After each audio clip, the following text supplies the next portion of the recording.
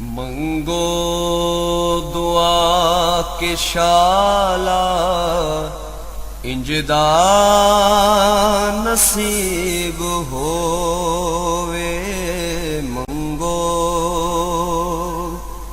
दुआ के शाला इंजदा नसीब होवे।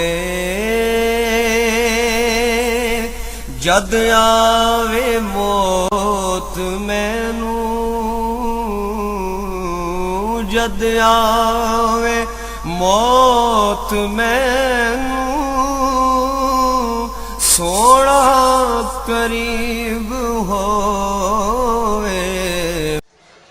बिस्मिल्लाहिर्रहमानिर्रहीम। अस्सलाम वालेकुम दोस्तों और बुजुर्गो नाज़रीन, तुहाडे सामने मैं अगली वीडियो दे नाल हाज़र हां। तुसीं देख रहे हो कि चार जड़ी बूटियां, चार चीज़ां दा एक मरकब है जिहड़ा कि बड़ा बेहतरीन है। और ये पुरानी तो पुरानी जिहड़ी दर्द, यानी कि अगर चोट लग जाती है कोई 2 साल 4 साल 5 साल 7 साल 10 साल बाद को उस जगह ते दर्द महसूस होंदी है, यानी कि उन्होंने कहते हैं कि पुरानी दर्द निकल आई है। वो पुरानी जी चोट लगी हुई है, गुज्जी जी चोट लगी होंगी है, वो जो दर्द निकल आती है तो वो बहुत ज़्यादा तंग करती है, क्योंकि वो नज़र भी नहीं आती तो तकलीफ भी ज़्यादा देती है। लिहाजा उसनू ठीक करने वास्ते एक इन्हां चीज़ों का लेप बनाया जाता है। यह चार चीज़ों का, और चार चीज़ां ये ने तुहानूं मैं दसना कि इन्हां दे नाम भी, और इन्हां चार चीज़ों को लैके यानी कि इन्हां दे एक एक तोला वजन लेना, चारां दा एक एक तोला, मतलब है कि 10-10 ग्राम। और उन्होंने इन्ना ज़्यादा बारीक करना है, बारीक बिल्कुल बारीक पाउडर सुरमे की मानंद होवे। अच्छी जिन्ना ज़्यादा बारीक ज़्यादा होएगा उन्ना बेहतर होएगा। और इन्हों अच्छी तरह बारीक करके और उस दे अंदर हल्का जा पानी पाना है, यानी कि पानी भी इन्ना ही होवे कि जिन्ना एक लेप टैप बन जाए। अगर उस दे अंदर तुसी मजीद इजाफा कर लो तो होर बेहतर है। बाकी चार चीज़ां भी कम करनगियां। इजाफा इस चीज़ का करना है कि अगर इस दे अंदर एक देसी अंडे की जर्दी शामिल की जाए, वो भी बहुत बेहतर ते बड़ी वधिया ते अच्छी चीज़ बन जाएगी। वो लेप बड़ा ही कामयाब किस्म का बन जाएगा। और यह चार चीज़ां जिहड़ियां तुहाडे सामने, यह है मैदा सक, और यह है लोटे सज्जी, यह देसी लौंग, फटकड़ी लाल सुरख, सुरख फटकड़ी, देसी लौंग, लोटे सज्जी, मैदा सक। इन्हां चार चीज़ों का ही बनाना अच्छी तरह पाउडर।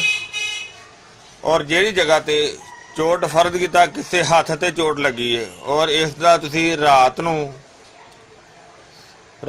सौन लग्या इस दे उत्ते लेप करना है। लेप करके तो उस दे उत्ते रुई लैके ना, रुई दी गद्दी बना के वो फौरी उत्ते नहीं रखनी।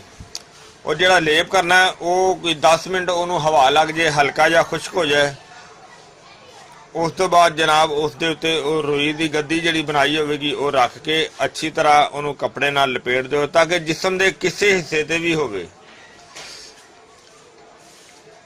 अगर कुछ जिसम का ऐसा हिस्सा होंदा है जिथे पट्टी लगानी मुश्किल हो जाती है, अगर उत्ते खाली भी लेप की जाए तो यह खाली लेप भी बड़ा बेहतरीन काम करेगी।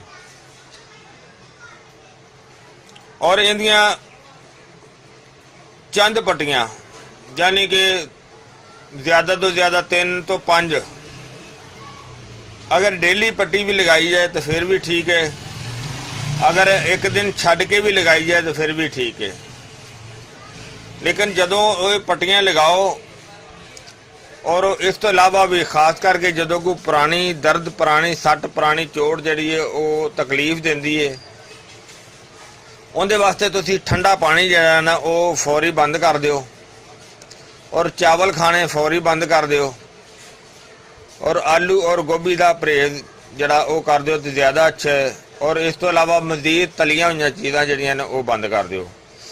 ਔਰ ਇਹ ਦੇਖੋ ਕਿ ਜਿਸਮ ਦੇ ਵਿੱਚ ਕਬਜ਼ ਦੀ ਸ਼ਿਕਾਇਤ ਤਾਂ ਨਹੀਂ ਹੈਗੀ। ਅਗਰ ਕਬਜ਼ ਦੀ ਸ਼ਿਕਾਇਤ ਹੋ ਤਾਂ ਉਹ ਕਬਜ਼ ਦੂਰ ਕਰ ਦਿਓ। ਕਬਜ਼ ਦੂਰ ਕਰਨ ਵਾਲੀ ਕੋਈ ਦਵਾਈ ਵੀ ਇਸਤੇਮਾਲ ਕੀਤੀ ਜਾ ਸਕਦੀ ਹੈ। ਅਗਰ ਕੋਈ ਦਵਾਈ ਵੀ ਸਮਝ 'ਚ ਨਾ ਆਵੇ ਤੇ ਮਾਮੂਲੀ ਤੁਸੀਂ ਗੁਲਕੰਦ ਲੈ ਕੇ ਉਹ ਵੀ ਖਾ ਸਕਦੇ ਹੋ। ਅਗਰ ਉਹਨੂੰ ਉਬਾਲ ਕੇ ਅੱਛੀ ਤਰ੍ਹਾਂ ਉਹਨੂੰ ਦੁੱਧ ਵਿੱਚ ਉਬਾਲ ਕੇ ਇਸਤੇਮਾਲ ਕੀਤਾ ਜਾਵੇ ਫਿਰ ਵੀ ਠੀਕ ਹੈ। ਅਗਰ ਉਹਨੂੰ ਉਹ ਖਾ ਕੇ ਉੱਪਰੋਂ ਗਰਮ ਦੁੱਧ ਇਸਤੇਮਾਲ ਕੀਤਾ ਜਾਵੇ ਤਾਂ ਉਸ ਦੇ ਨਾਲ ਵੀ ਮਸਲਾ ਹੱਲ ਹੋ ਜਾਂਦਾ ਹੈ। ਦੋਸਤੋ ਇਹ ਤੁਹਾਡੇ ਸਾਹਮਣੇ ਜਿਹੜੀ ਟਿਪਸ ਤੁਹਾਡੇ ਸਾਹਮਣੇ ਹਾਜ਼ਰ ਕੀਤੀ ਹੈ। ਉਮੀਦ ਹੈ ਇਨਸ਼ਾਅੱਲਾ ਇਹ ਤੁਹਾਨੂੰ ਵੀਡੀਓ ਬੜੀ ਅੱਛੀ ਲੱਗੀ ਹੋਵੇਗੀ। ਇਹਨੂੰ ਤੁਸੀਂ ਲਾਈਕ ਕਰਿਓ, ਸ਼ੇਅਰ ਕਰਿਓ, ਸਬਸਕ੍ਰਾਈਬ ਕਰੋ ਔਰ ਸ਼ੇਅਰ ਕਰਨਾ ਸਦਕਾ ਜਾਰੀਆ ਹੈ। इंशाल्लाह अगली वीडियो नाल फिर मिलांगे। इजाजत, अल्लाह हाफिज, अस्सलामु अलैकुम वरहमतुल्लाहि वबरकातुहू। गए बदेरे सरकार नु कमांगे, गम हो गए बदेरे सरकार नु कमांगे, दरदान पाएगे रे, दरदान पाएगे।